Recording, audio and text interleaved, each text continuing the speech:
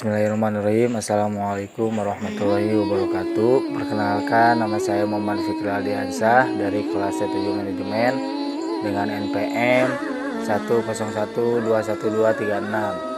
Di sini saya akan menjelaskan materi tentang 2 kalimat syahadat untuk mengerjakan tugas ETS dari mata kuliah Pendidikan Agama Islam 4. Bismillahirrahmanirrahim.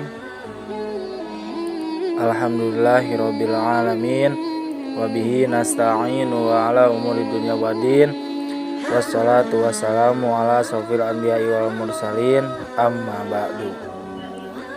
Di sini saya akan menjelaskan materi tentang masalah 2 kalimat syahadat yang sebagaimana kita ketahui, sebuah bangunan pencakar langit bagaimana dibangun sebelum menjadi bangunan yang menjulang tinggi hingga kalian tak bisa melihat ujungnya. Para pekerja lebih dulu menggali sedalam mungkin, bahkan sampai melebihi tingginya dari permukaan tanah.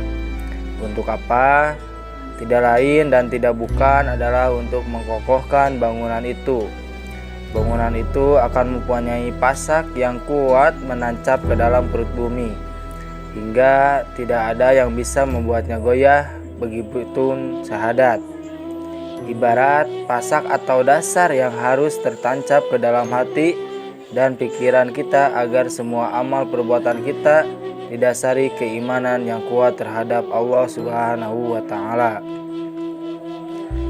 Syahadat berasal dari bahasa Arab dalam mauzun syahida yashhadu, berarti menyaksikan. Dalam syariat Islam sendiri berarti sebuah pernyataan atau janji sekaligus pengakuan terhadap tidak ada Tuhan selain Allah dan mengakui bahwa Nabi Muhammad SAW adalah utusan Allah sekaligus Nabi terakhir yang patut kita teladani.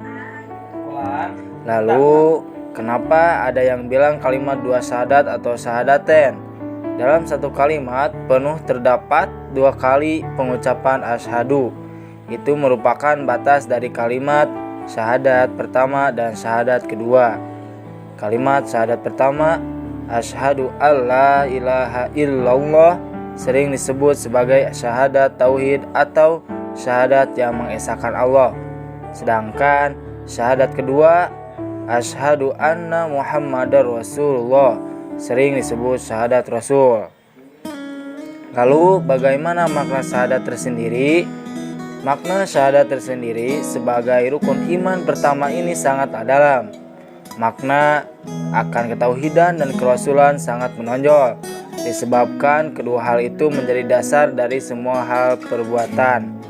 Keyakinan terhadap sesuatu sangatlah penting, menentukan ikhlas tidaknya kita mengerjakan suatu amal perbuatan. Tak ada maknanya jika kita hanya menjalankan suatu perbuatan tanpa didasari keyakinan dan ikrar pengakuan. Dalam meneladani syahadat sendiri, biasanya ada beberapa penyakit yang sering muncul di kalangan masyarakat, yaitu contoh yang pertama adalah riya. Riya berasal dari kata ro'a yaro yang berarti melihat. Artinya riya sendiri yaitu ingin dilihat dalam mengerjakan sesuatu amal perbuatan agar mendapatkan pandangan baik. Hal ini merusak syahadat tauhid, yang mana menekankan terhadap ketauhidan dan keikhlasan dalam beramal. Atau jika kita beramal harus karena Allah semata, tidak dengan beramal hanya ketika dilihat orang saja. Tidak jauh dari riya ada sum'ah yang berasal dari kata sami'a yasma'u yang berarti mendengar. Sum'ah ketika seseorang beramal baik hanya agar dibicarakan kemudian terdengar baik oleh semua orang. Mungkin hanya itu yang dapat bisa saya sampaikan. Mohon maaf atas segala kekurangannya. Wabillahi taufiq wal hidayah. Wassalamualaikum warahmatullahi wabarakatuh.